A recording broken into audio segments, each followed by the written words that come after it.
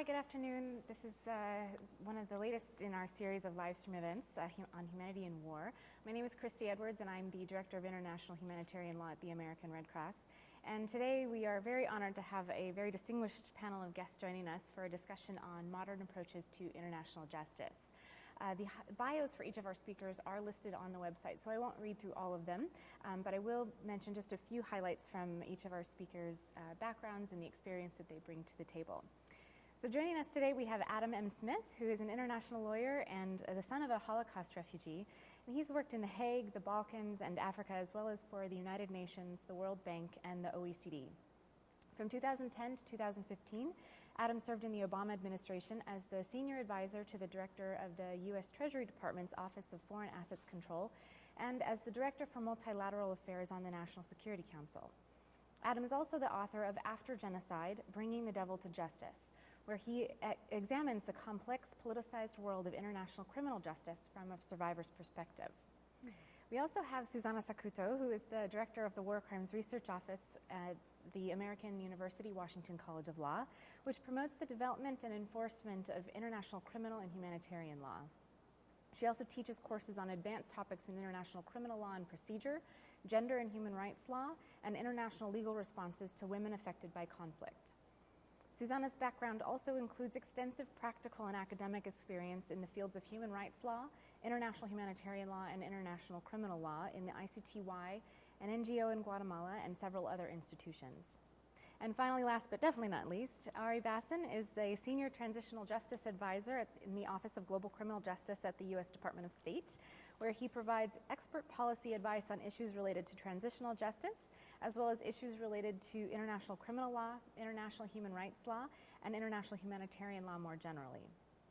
He has previously worked for organizations including the International Center on Transitional Justice, the World Bank, the International Organization on Migration, and Mercy Corps, providing expert technical advice and support on issues related to transitional justice, peace building, and conflict mitigation and management.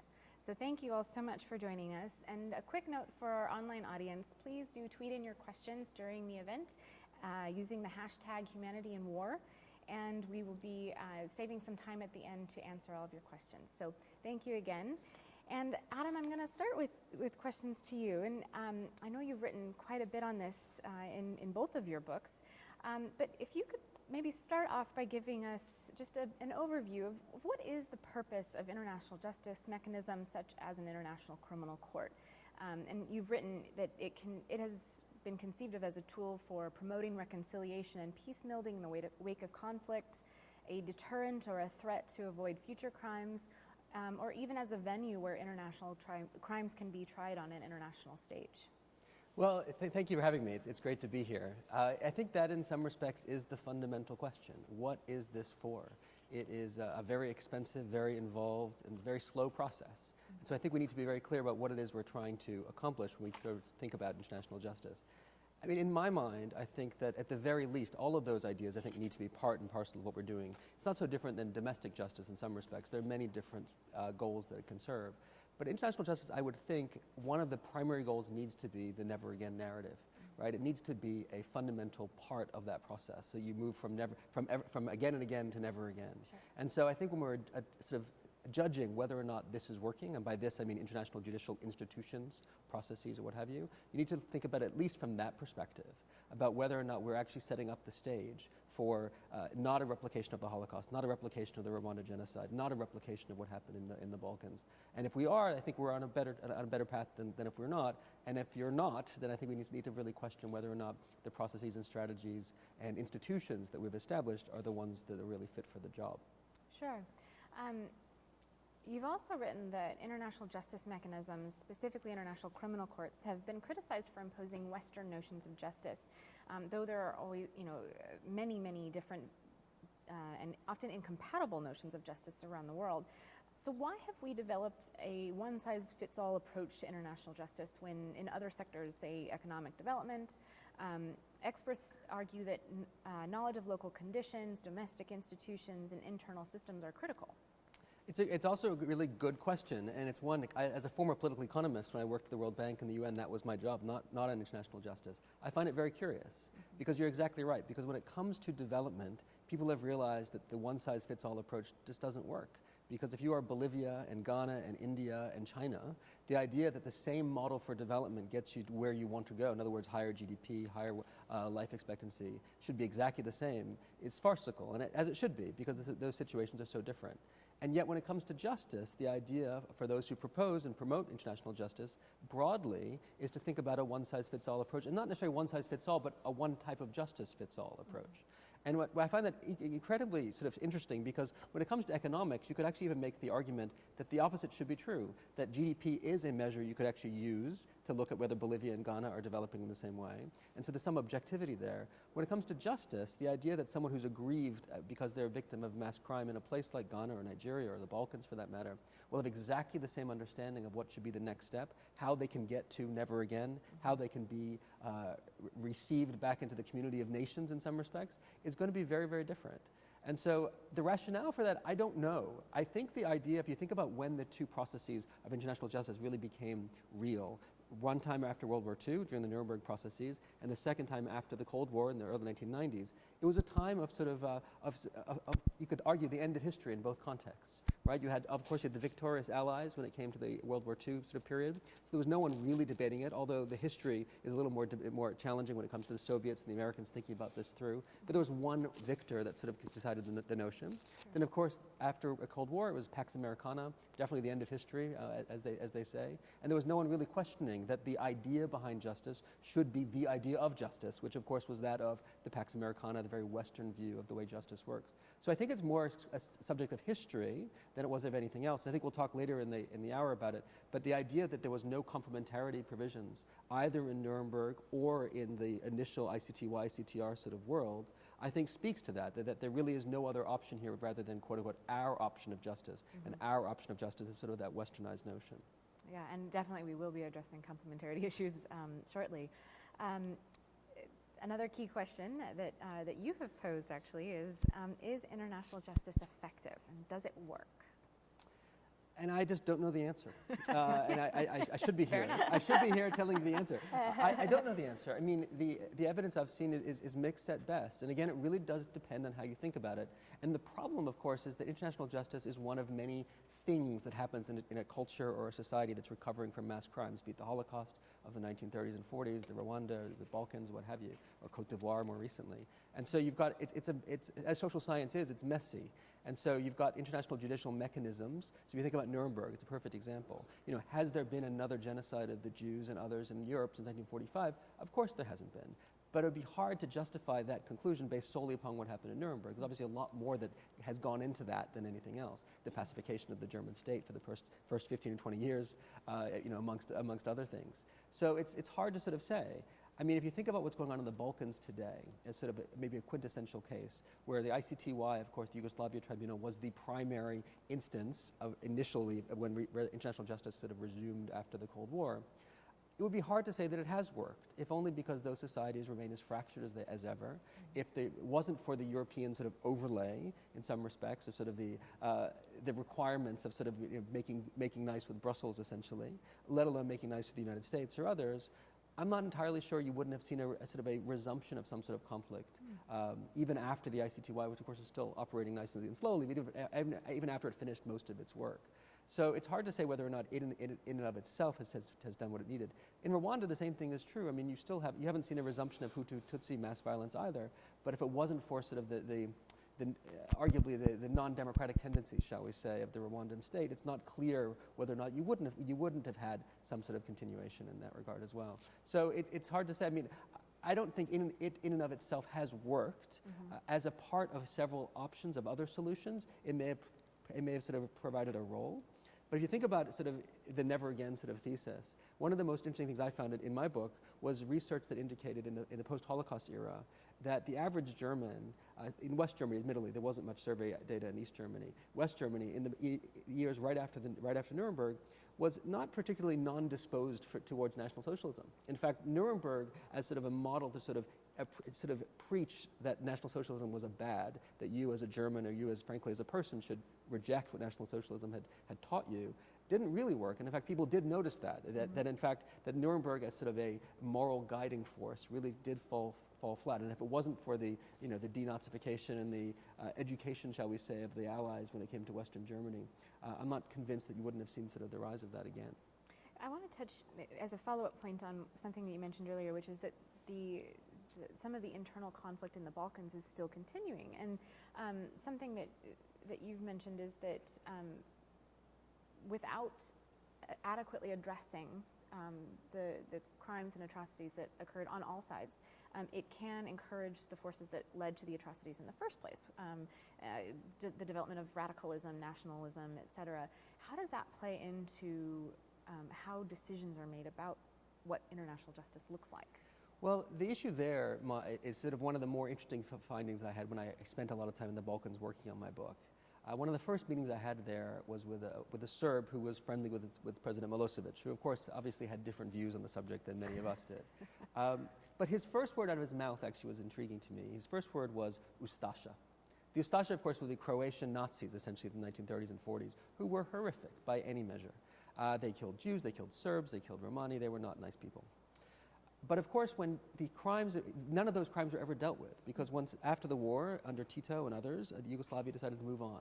And so during the 1990s, when the world decided to wake up to what was going on in the Balkans and look at the Serbs primarily, because they were clearly the primary sort of perpetrators in the 1990s, many Serbs were wondering, even if it were true, even if we accepted, which many of them didn't, but even if we accepted that the Serbs were the primary perpetrators, why is it that you're not looking at the crimes against my father and my grandfather by the Ustasha, many of whom were still running around in the early 1990s, elderly admittedly, but still very much there. Yeah. And so the argument for that, when I've raised this with people who are big proponents of international justice, is sort of a practical one, or sort of one basically, you need to cut it off at some point.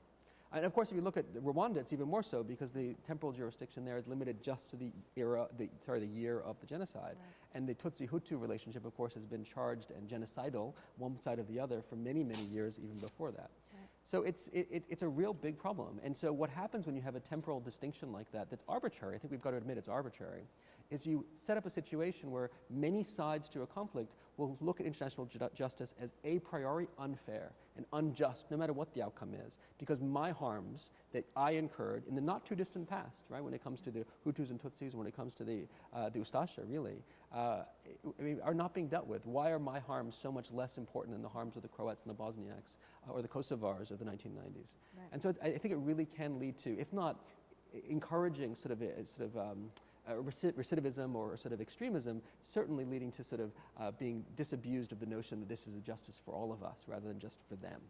Okay, thank you. So in your opinion or in your experience, what are some ways that true justice, and justice maybe for all sides, can be achieved? Well, one of the big theses of my book is that we need to look much more at local processes. And I recognize that complementarity now in the post-ICC world does include at least a component of that. But I'm a big, big fan of trying to figure out if there are solutions that do include people. So one of the ideas that I have that's gotten a lot of pushback, to be honest, is thinking about Nuremberg in a slightly different sort of lens. So Nuremberg, of course, was a champion of this sort of Western notion of justice. Justice Jackson and others were incredible sort of thinkers, very much but of the Western canon, we've got to admit. And not just the Western, but the Anglophone, common law sort of canon. What if we had a situation in Nuremberg where instead of having judges that came from the Allied powers, rather looked at German judges? Now you may say, well, the Germans, they were all co-opted. And in fact, many of them were. But prior to the war, what had happened is that many of the leading lights of international law were thrown out of Germany, ended up in the UK, starting basically international law programs at Cambridge, University of London, and Oxford. What if we brought them back, right? Brought them back to deliver justice, in international justice, in German, against Germans. I think that would have been significantly more meaningful. There still would have been people who wouldn't accept it, there's no question. But I think it would have been much more meaningful than having incredibly erudite, incredibly intelligent English speakers, or French speakers, or Russian speakers, what you were dealing with at Nuremberg, sort of proclaiming justice. Because I think that what you get is you get a situation in which people's backs automatically get up against the wall. And that even if they didn't, if you were a German, didn't like what the National Socialists did, you were impugning the entire state, the entire German nation. And so if you do that not with the German sort of process, or Hutu process, or a Tutsi process, or a Balkan process, or name your situation, I think you sort of do encourage the nationalism and sort of the yes but when it comes to people actually being sort of understanding what's happening. So I think that there's a lot more opportunity to think about local solutions than people, I think, give people credit for, or give countries credit for. There are many cases, even in the Balkans, I sort of talk about it in my book, many cases of justice, even during the context of the Balkan Wars, many cases of injustice as well, of justice being being provided rather, by a Croat, by a Bosniak, by a Serb judiciary in a way that you would think is unlikely based on what you think about Serbs hating Croats and Bosniaks and vice versa. So there's possibility there, and I think you need to encourage that possibility rather than just forestall it or forswear it sort of from the get-go. Right. I think it also depends on who your audience is. You know, are you enacting this court system or this international, especially on the international stage, are you doing it for an international audience, or are you doing it for a local audience? Exactly. And, you know, including more local judges would definitely, I think, send a different message to the local population. Without a doubt, without a doubt. So thank you. That was a wonderful overview, and certainly no lack of issues to be addressed here. Indeed. Susanna, I'd love to turn to you and next talk about what are the international, the different models for international courts or justice mechanisms that have been developed. Adam started out talking about Nuremberg and the ICTR, the ICTY, but there are other mechanisms that have been developed in the last 20 years or so as well. And so I wondered if you could talk about what are those different mechanisms to prosecute grave crimes, and what are some of the challenges to these models? Thank you for the invitation to be here, and for starting us off with a lot of issues to think about. I want to start out just by stepping back a little bit, by saying a few words about why I think we have started with this international criminal justice system, why we thought it was a necessary part of the puzzle, maybe necessary, not sufficient, but necessary nonetheless. And I think this is why.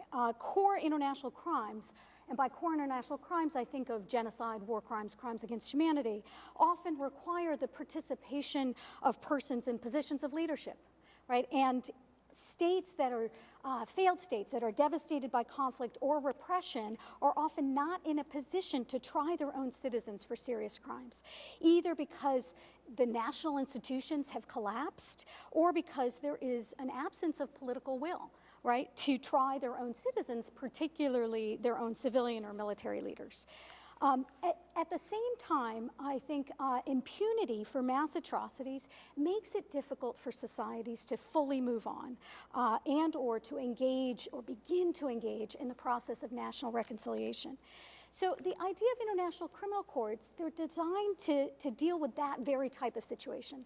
In other words, when we need to combat impunity for atrocities committed during a period of conflict or repression, and the absence, when the absence of justice may in fact have toxic effects, but domestic or purely domestic justice is not possible, right? So it's that situation in which international criminal courts are, again, maybe useful, necessary, even if not sufficient, which is what I heard from your initial remarks. We have seen since the 1980s a variety of models that have been set up.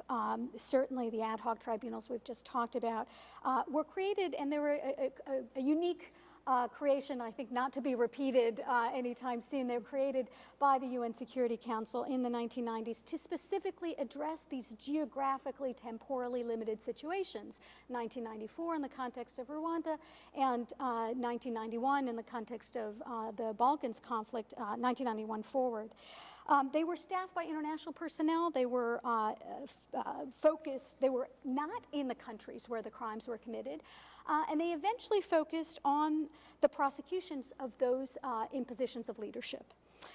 Later, you have the emergence of so-called hybrid tribunals, like the Special Court for Sierra Leone and the Khmer Rouge Tribunal, which were set up often on the basis of a treaty between the country and the UN, the country in question where the crimes occurred in the UN, and they were often set up in the countries where the atrocities were committed. At the same time, we now have the permanent International Criminal Court, which was established by a treaty and came into force in 2002 and now has over 120 state parties. All of these are part of an international justice architecture that is now, I think, in a period of transition, right? I think as the ad hoc tribunals and hybrid tribunals come to the end of their mandate, what we have seen is, in fact, a shift in focus from these kinds of tribunals to, at one end of the spectrum, the ICC, the International Criminal Court, and at the other end of the spectrum, increasingly innovative initiatives to hold perpetrators accountable at or closer to home. So kind of along the lines of where you were going. Why is that? You know, many people ask me, there's an international criminal court. Why do we need these other innovative mechanisms? Well, first, the court, the ICC, is a court with a potential global jurisdiction, but it has significant limitations. It can only deal with crimes committed after the treaty establishing it came into force, so it can't deal with pre-2002 crimes. That's number one. Number two, it has a potentially global mandate, which it must carry out with finite resources, meaning that it can only realistically handle a small number of cases selected from what are often very, very complicated situations. And third, it operates on this principle of complementarity, right? Unlike the ad hoc tribunals, it is a court of last resort, and it can only step in and investigate or prosecute grave crimes if the state or states which would normally have jurisdiction over those crimes are unwilling or unable to do so. So while I think the ICC will certainly continue to have a role in bringing to justice senior leaders when a domestic justice process is not available or possible, other mechanisms of justice at or close to home will continue to play, and I think increasingly so, an important role in the developing architecture of international justice. Great, thank you.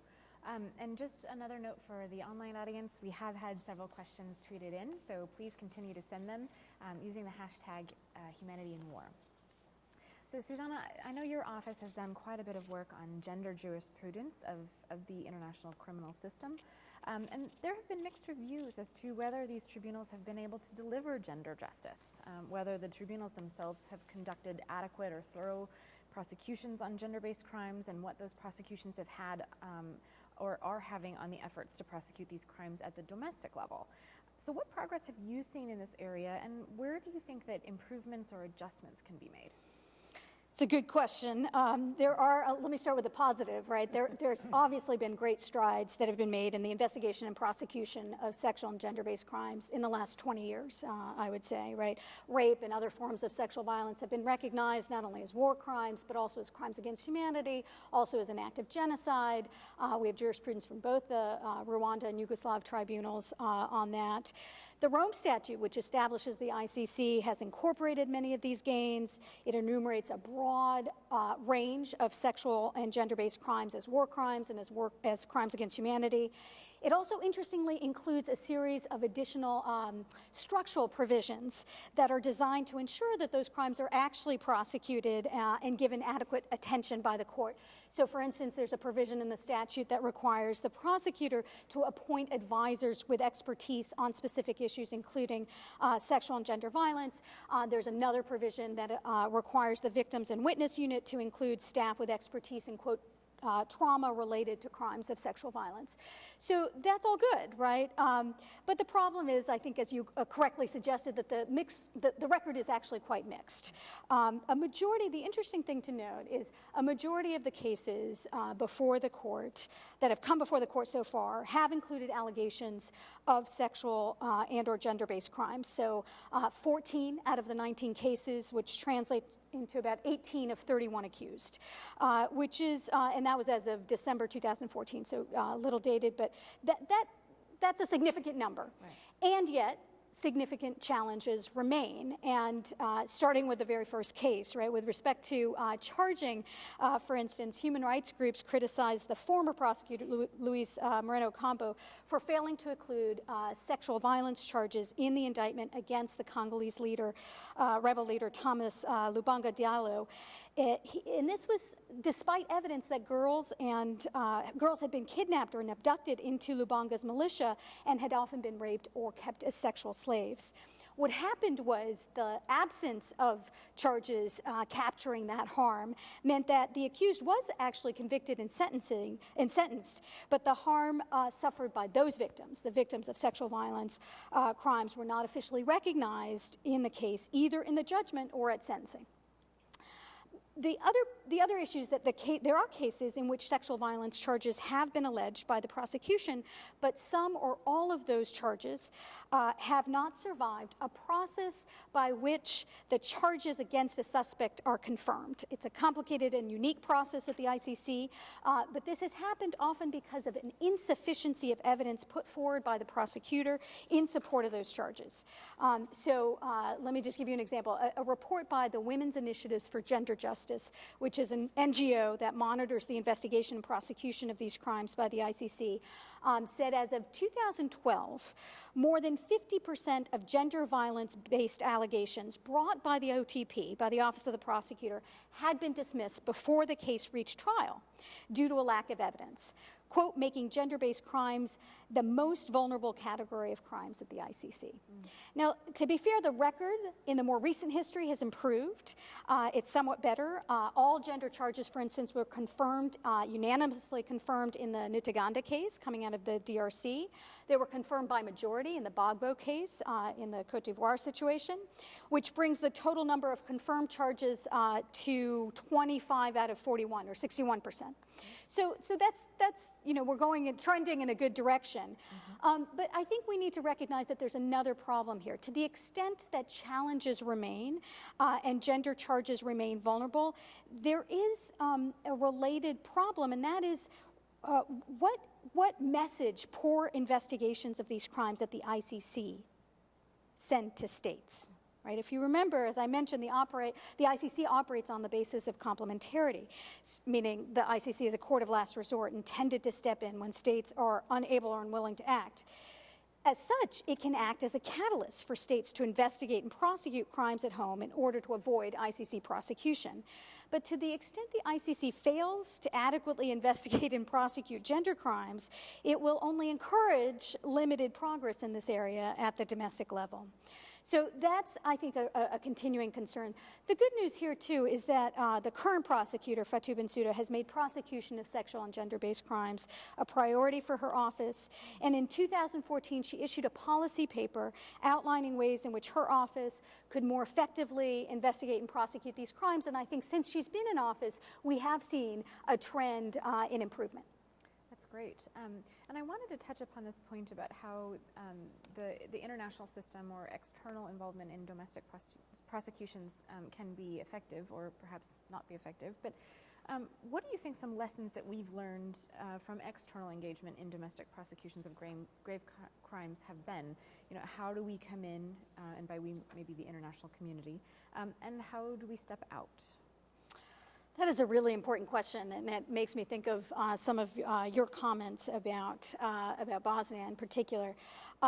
Domestic models and the level of international support and engagement have varied quite a bit. I mentioned a few in the beginning when we started talking.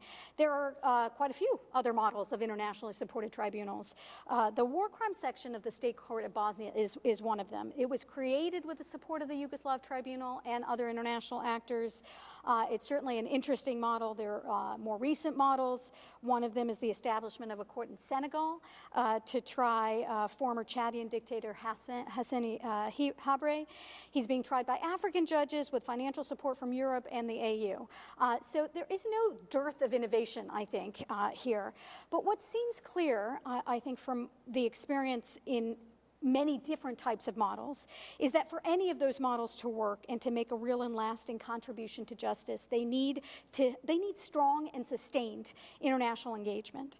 And I think Bosnia is a case in point, right? There, the war crime section of the Bosnia court was created, again, with significant international support, but that support was intended to be temporary. The design from the beginning was that the support was intended to be temporary, with a gradual phasing out of international personnel over a 5-year period.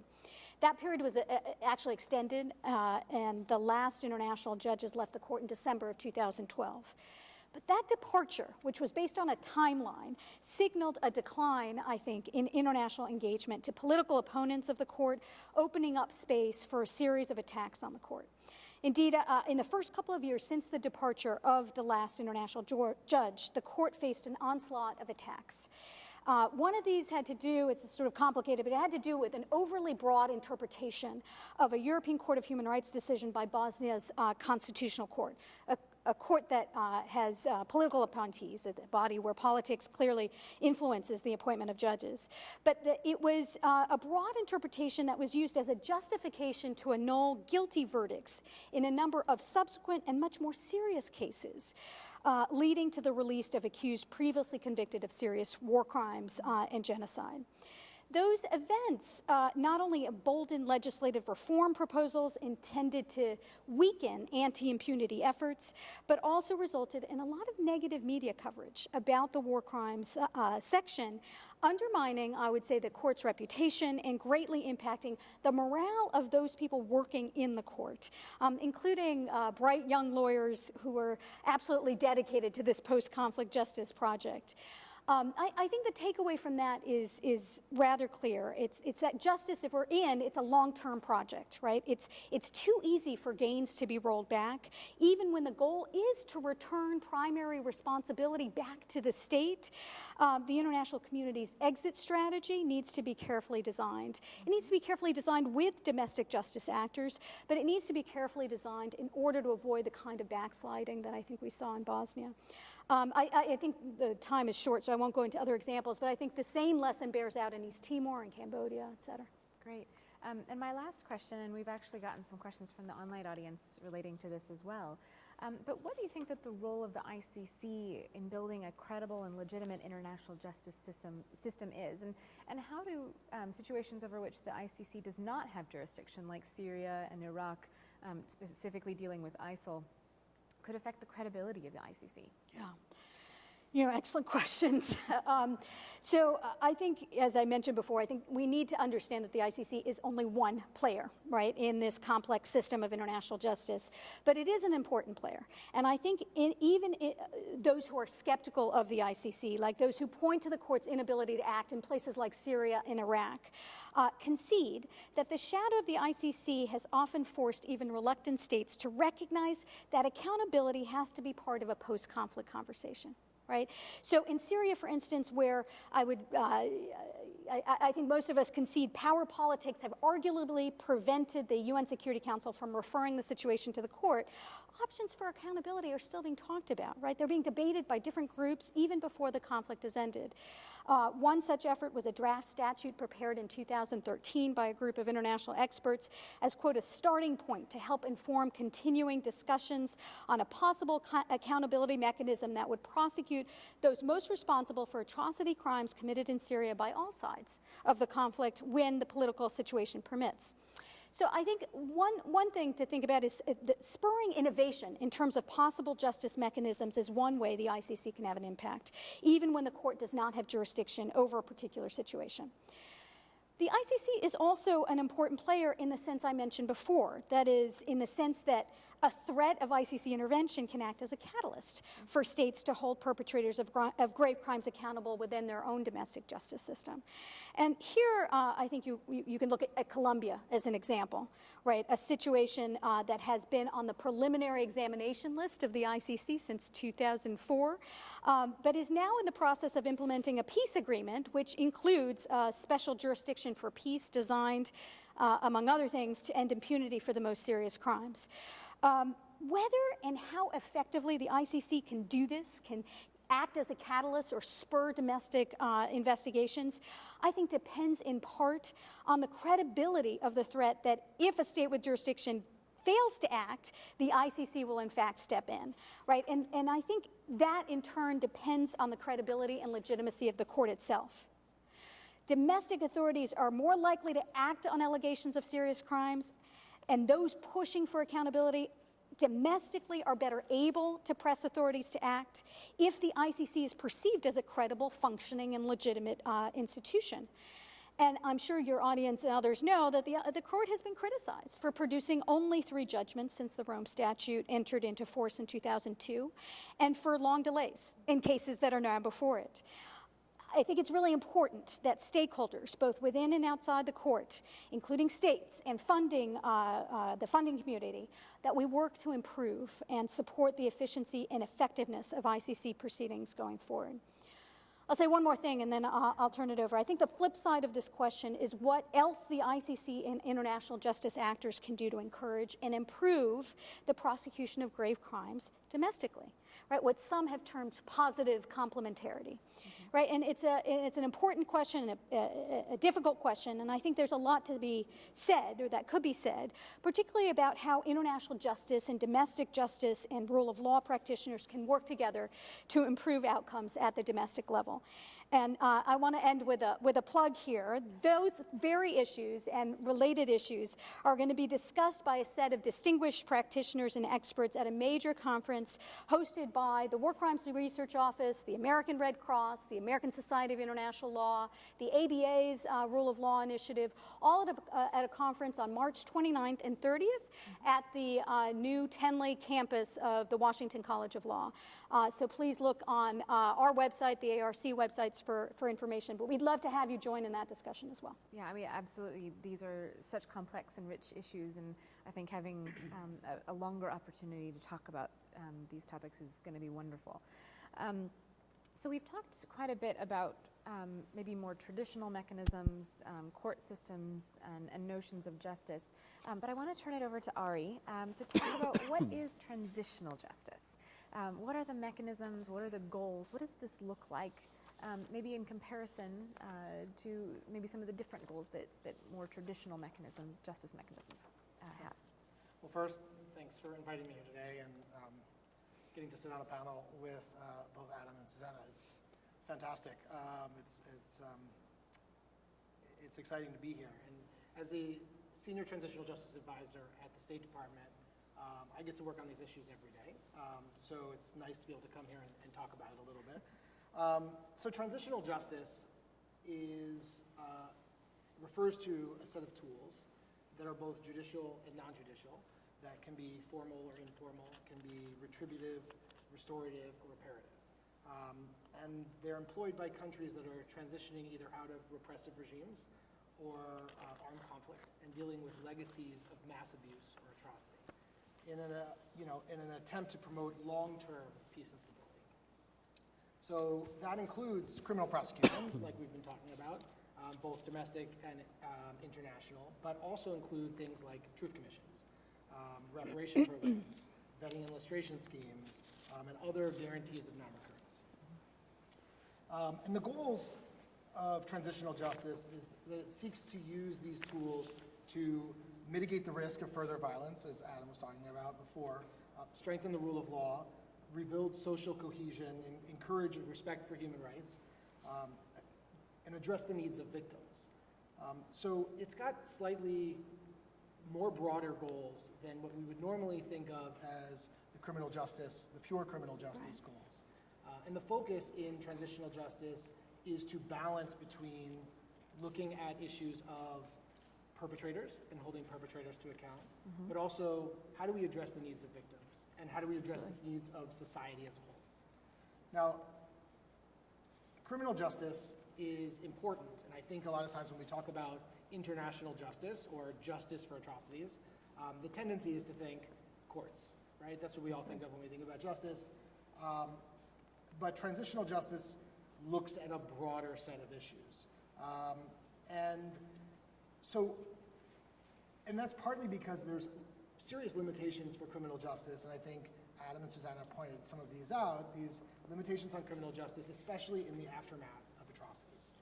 So the first is that criminal justice systems are designed in normal circumstances to deal with situations where violations of the law are not the norm, where everybody is sort of following the rules, and there are anomalies where people break the law and commit crimes, and therefore we have a criminal justice system that addresses that. Well, when we're dealing with situations of transition out of large atrocities, mass atrocities, you're dealing with situations where the rule of law broke down, Right.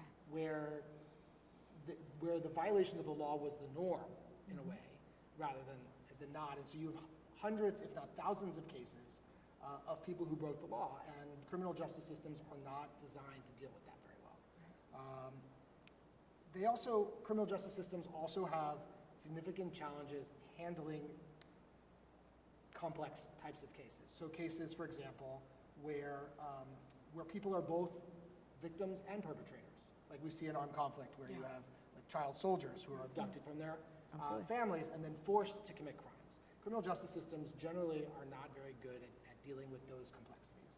They're also not good at oftentimes dealing with cases of sexual violence, as Susanna was talking about, especially because there are a lot of cultures around the world where women are reticent to come forward, or men who are victims of sexual violence, and talk about what they did, talk about what happened to them because they're afraid of stigmatization that comes from that. So criminal justice systems oftentimes underreport or underdeal with issues of sexual violence because they're not very good at dealing with them.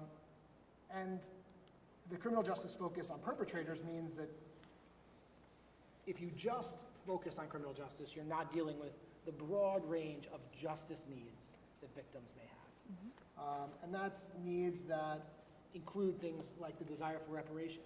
In many cases, victims want their land back. They want their homes back. Those are forms of reparation which transitional justice deals with. Oftentimes, victims need psychosocial support. They need physical rehabilitation. Again, forms of reparation. Victims may also seek to know, in a lot of cases of atrocity, people are disappeared. They don't know what happened to their loved ones, right? So it's not a case of, I know that this crime was committed. It's more, I don't know what happened, and there's a lack of information. And criminal justice doesn't deal well with that because you don't have the information to prosecute. So a lot of the truth-seeking exercises are set up to clarify what happened during conflict so people can find out what the fate of their loved ones was. So these are really urgent and real needs of victims. And these are what transitional justice seeks to look at these things in a holistic, comprehensive way. It's not, do you do one or the other? It's not, do you have truth-seeking or reparation or criminal justice? The field has sort of come to a place where we understand that all of these tools and mechanisms work well together and reinforce each other and address different parts of the justice spectrum and the needs of different people in different parts of society. You mentioned that that crimes of sexual and gender-based violence are really hard to deal with in a traditional criminal justice system, or either at the international or at the domestic level. So what transitional justice mechanisms are out there that have been successful or may still pose challenges to address these issues? So, Susanna was saying before, sexual-based violence poses a lot of problems for courts. People are hesitant to come forward publicly. They're scared of social stigma. They're also, to be honest, scared of retribution. Oftentimes, women and men who suffer from sexual violence remain in vulnerable positions even after the initial crimes are committed. And in an adversary, especially in an adversarial justice system, in the criminal justice system, if they come forward to testify, they're often challenged by defense attorneys who re-victimize them on the stand. And so people are very reticent to come forward, even though there are quite a few very courageous people who do. And transitional justice, especially things like truth commissions, have been able to be successful in addressing some of the needs of conflict victims. So a good example is there have been situations, where there's an armed conflict or a system of atrocities. And at the end, people say, you know what, there was no sexual violence. No women have come forward. No men have come forward to tell us about sexual violence. There must have not been any sexual violence during the conflict, right? Because we've set up these court systems and no one's come forward. They're domestic systems. And then you have a truth commission go out. And a truth commission can go out and talk to thousands of people. And they do, they take statements. And they can take statements confidentially, which is a big difference from what tribunals can do. And they take these statements confidentially. And they find that if they do this well, a lot of people will start talking about what happened to them because they know that they don't personally have to be publicly identified. And so you have these situations where there are thousands of people coming forward and they find literally 65% of the people that are spoken to had suffered some sort of sexual violence when there's no criminal cases, right? So these commissions can then report on a macro level of, hey, look, we know these haven't come forward, but we found 65% of the people we spoke to. Now, maybe a couple of them were telling the truth or not telling the truth, or you don't have to know that when you have a macro picture. And then you have a map of a conflict. You say, well, we spoke to people in this area, in this area, in this area, and here's where we found sexual violence to be most prevalent. that is recognition for victims, which is incredibly important and part of a justice agenda. And then that can inform a commission to make recommendations. So truth commissions often make recommendations based on their findings, and they can make recommendations about reparation needed. So they can say, hey, no one's come forward for criminal prosecution, but we know that these areas suffered from tremendous sexual violence. So we need to set up a reparation program where we have psychosocial support, physical, health support for these communities in these areas to address that. There you're getting, these victims are getting a measure of justice as part of that, as part of this whole process. And they've been successful in sort of both recognizing and addressing those needs. And then it also helps prosecutors, to be quite honest, to understand, hey, I've got to look at this issue because no one's come forward, no one was willing to talk to me. That didn't mean it didn't happen. It just means maybe we have to change the way we do our investigations and conduct them. Thank you. And again, thank you all so much for sending in your questions. Please continue to send them in using the hashtag #HumanityInWar.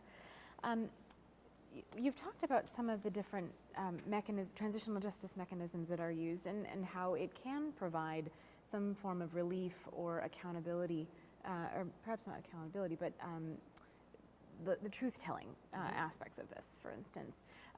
What are some of the challenges to putting a system like this together? Because as you mentioned, it is a holistic system. So, so what are some of the challenges that have been faced by communities wanting to engage in a transitional justice framework?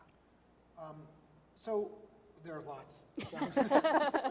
I can talk about a few of them. I think, Susanna mentioned before, I think the biggest challenge, and of course you have to remember this is a transitional justice, again, almost by its definition, is not about imposing justice from outside because it's about a country that's undergoing a certain transition, and that may take years or decades, right? But it needs to be owned and run by the people of that country.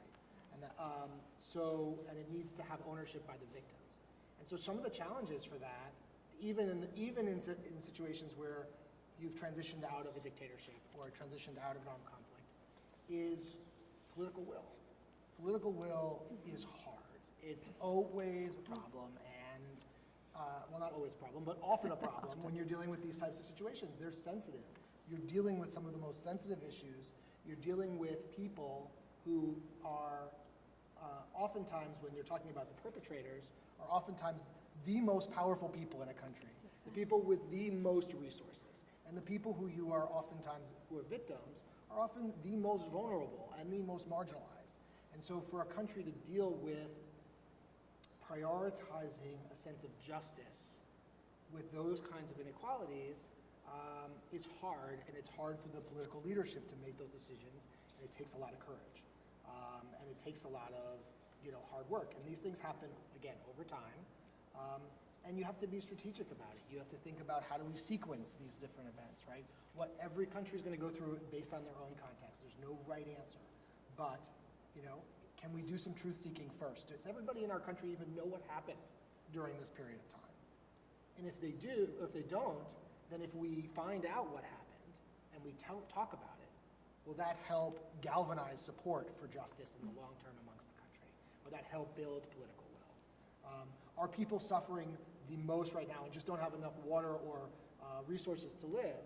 Well, maybe we need to prioritize reparation first to get people into a space where they can say, well, other forms of justice are going to be important for me, but right now I have to make sure that I have the resources I need to survive till tomorrow.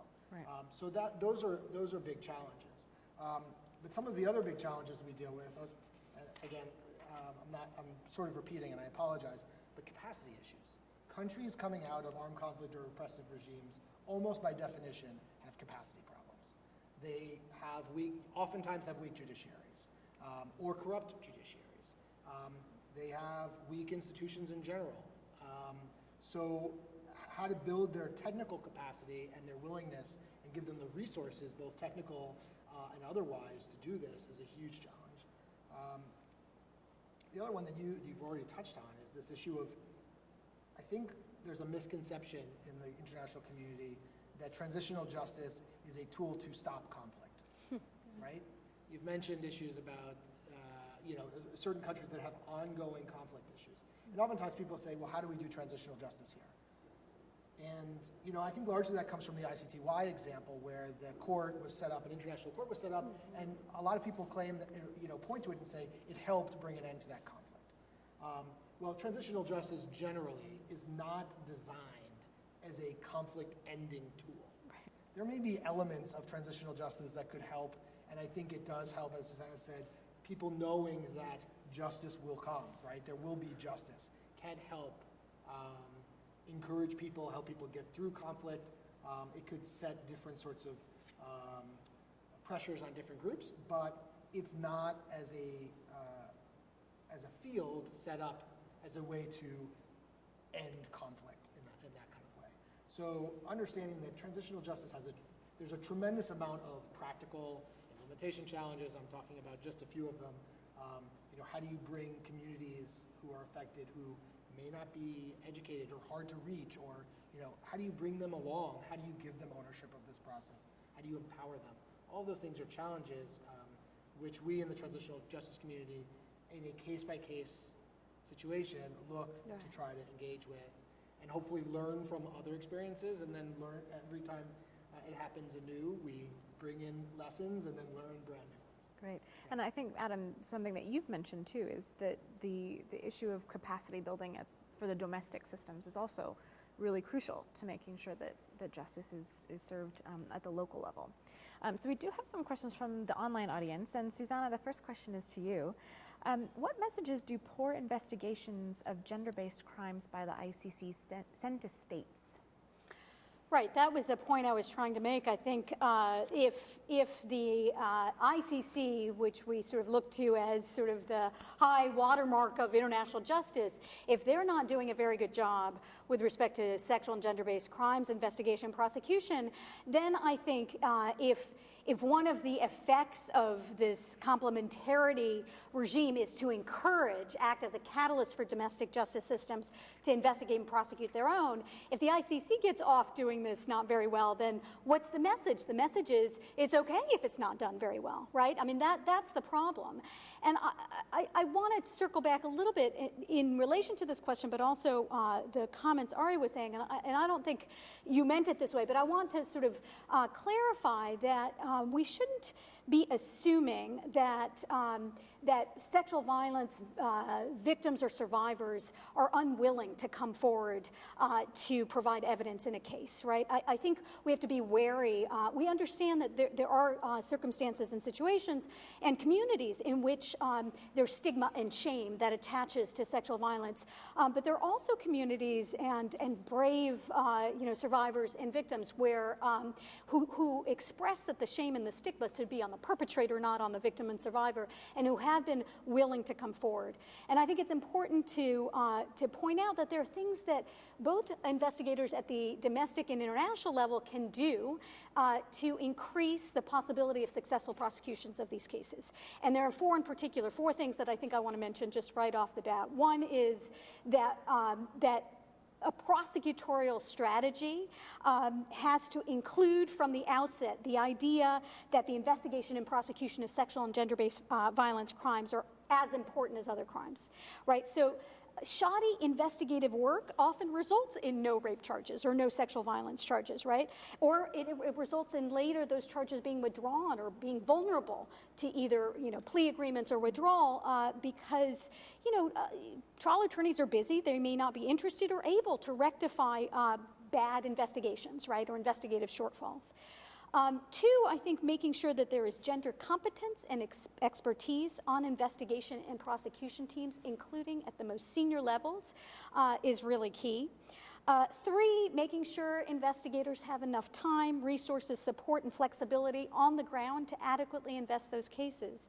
And those 2 and 3 go together, right? To the extent that investigators have a very limited mandate, very limited time to do their job, they may not ask the right questions. They may be asking a male survivor of forced displacement all about forced displacement and nothing about sexual violence. Doesn't come up in the conversation, but nobody asks that victim, right?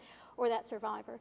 So there is a combination there. I just say the last thing that's really important is ensuring the well-being, the safety, the dignity of survivors and victims of sexual violence before, during, and after any kind of criminal proceeding or truth commission proceeding as well, right? It's not only the right thing to do, but it encourages victims and survivors to come forward and provide the necessary evidence.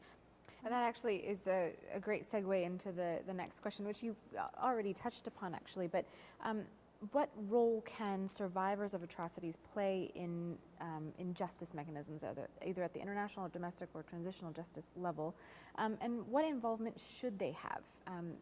Are there ways in which the survivors can help investigators, prosecutors, to do their jobs better, provide better information, play a bigger role? It seems like there's because the emphasis is so much on the perpetrators, where it should be for accountability measures, but how can we better equip survivors of these atrocities to help in this process, or to receive better benefits, I suppose? And that's to any of you. I mean, I think that it's a really important question, and I think it goes back at least to Adam's initial question: is what's the point? Like, what are we trying to do here? And if victims aren't at the center of what we're trying to do here, then I'm not sure we're doing it the right way. So it's a really important question to ask, and of course, there's a whole range of TJ issues that we could talk about. But one of the central tenets of transitional justice is having victim participation at every level, in the design, in the implementation. They need to have ownership over the process. They need to be consulted by governments that are putting these things together, and they need to be part of the process.